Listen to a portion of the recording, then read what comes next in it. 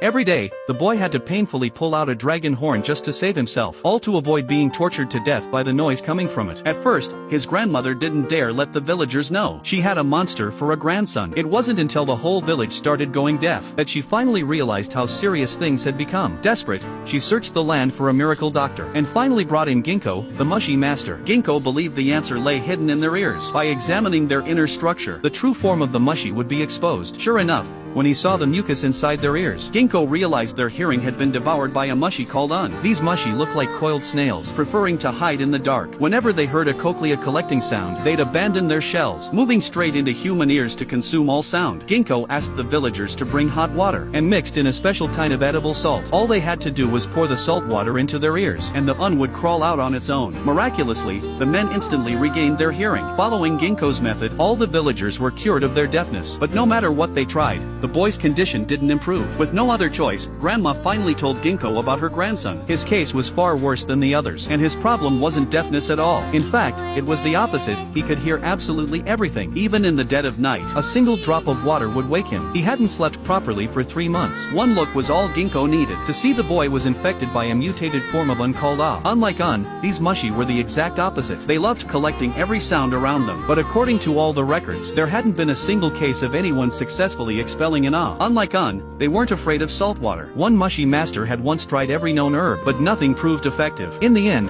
all he could do was watch helplessly as the patient's mind crumbled away. Now the same impossible problem lay in Ginkgo's hands again, but this time, he wouldn't let the boy's story end in tragedy. Ginkgo lit a special insect-repelling incense. The results weren't great, but at least the symptoms eased a little. From the boy's own words, Ginkgo learned he wasn't the first human infected by Ah. The last victim had been his mother. The boy vaguely remembered her final words, but when she covered his ears, he completely forgot her warning. After that, he grew the same flesh-colored dragon horns as his mother. This time, even after questioning the boy, Ginkgo couldn't find any useful clues. He kept wondering why the mother had covered her son's ears, right as she revealed the secret. But strangely, that day, the usually obedient boy suddenly sneaked out the door.